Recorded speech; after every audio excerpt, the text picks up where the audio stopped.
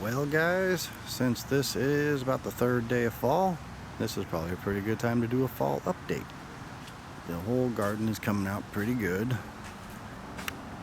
Now, if anybody's kind of keen, you might be able to notice something that changed recently. That was the cottonwood that was in the center. That was our project. It's been a little while since we've done anything with the channel. I'm kind of doing a whole bunch of things trying to beat up winter. But all the trees we planted here are doing pretty good. And cherry trees over there are doing good also.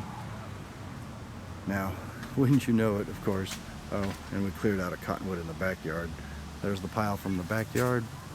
There's the pile from the front yard.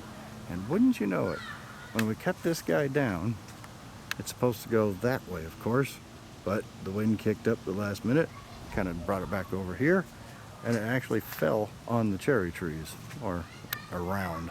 So luckily everything is okay. I lost a few leaves, except for the one guy that probably couldn't afford it, is the little runt there, the Craig's Crimson Cherry. So it is basically branchless. Everything else came through, maybe lost one branch, a couple of leaves, but other than that, doing all right. Now, the tragedy here this season has been my avocados. I have lost 6 avocados. 3 here. This was the Fuerte, that was a Mexicola, and that was a Pinkerton. And that heat wave where it was 115 for 3 days, it just cooked them. I just could not take it.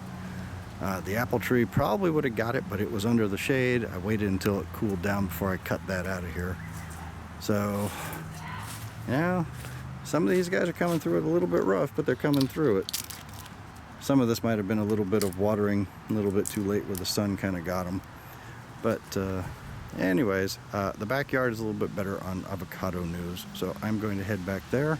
Just thought I'd give you guys a little bit of an update. That's kind of what I've been doing. I'm working on a lot of projects here. I cut down 2 trees, and my next project is going to be fixing that wood burning fireplace insert that the installer just completely flubbed. So anyways, let's move on to the backyard, guys.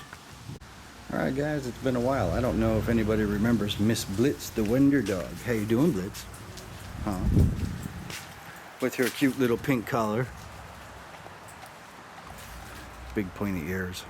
So in the back there is the Sir Duncan surprise, the Jim bacon that I have back there on the background. My 2 little seedlings are surviving, and if we go out here, oh, these are the citrus trees right here. I don't remember what they are. That's a lime, that's a lemon, and that's, yeah, some kind of orange, I don't remember. But this is my lamb house. It's doing really good. I actually took it off its string, so it's going to kind of start supporting itself is the plan here. I'm going to let that start just kind of growing out naturally, let the wind push it around. This is my one lamb house. It might still make it. This thing has just had a really crappy go, and put it back here because some of these other ones, I took them out of the direct sun. I'm sorry. Yeah, they were out of the direct sun. I put them in it, and they did not like it. This Fuerte, this is another one of my casualties here. It always had this really weak, light green, pale leaves, and I kind of kept it out of the sun. And if it got a little bit too much sun, then it just fried. And I thought, you know what? I'm sick of babying these things. They either make it or they don't. So I sat it out, not even in this spot. This is kind of on a shadier spot, or a sunnier spot than it was. And it just cooked off. So we've got that one's doing pretty good. This is my house back here, which that is the other cottonwood that we cut down. That was a big tall sucker here that was basically constantly keeping this guy in shade. So now he's getting a little bit of sunlight. So I'm hoping he'll kind of rally back around here. This guy's always had a rough go one way or the other, and he just kind of exists. Doesn't really do well. But now he'll start getting some sunlight, so hopefully he'll do a little bit better. You can see now it's getting some light. This one is my reed that during the summertime it gets a real heavy dose of sunlight, and I have it kind of mounded up so it's not totally buried in dirt. If you look at it from the side, that's up about a foot or so. So it's doing a little bit of rebounding. I'm giving it some more full sun. I've got a shade thing rolled up here if it gets too bright, so I'm hoping that guy will make it. Reeds are really tough to grow. This is the Holiday, completely just burnt to a crisp. I'm leaving some of these sticks on the ground because I'm hoping maybe I'll get a rootstock or something that might spring up.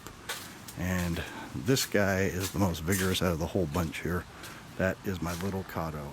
It is just kicking butt. It takes all the sun you can give it. It really doesn't give me any problems. If somebody wants a nice, low maintenance, low headache one, I think it comes down to rootstock. I don't know what these guys have on rootstock. I'd love to know what this and that lamb house over there have on rootstocks, because I really think your success, you live or die in avocados based on the rootstock. Not what's above the graft, but what's below the graft.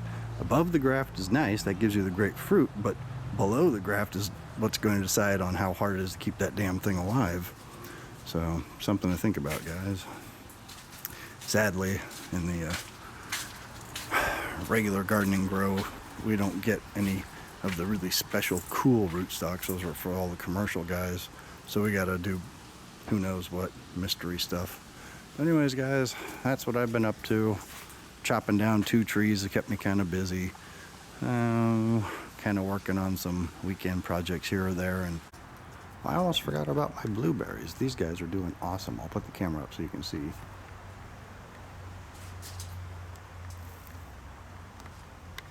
Doing great in my little side yard. This worked out really well with the shade screening. I think it was a bit much. 30%, 20% might have been better. I think this was 40 or something, but it worked really well. I got to pull it down now because now they'd be getting too much shade.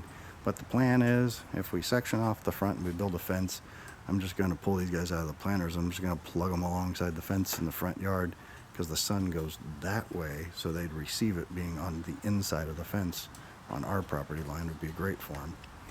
So that's the plan long term, guys. I'm going to trip over you, dog. You're right on top of me. Yes.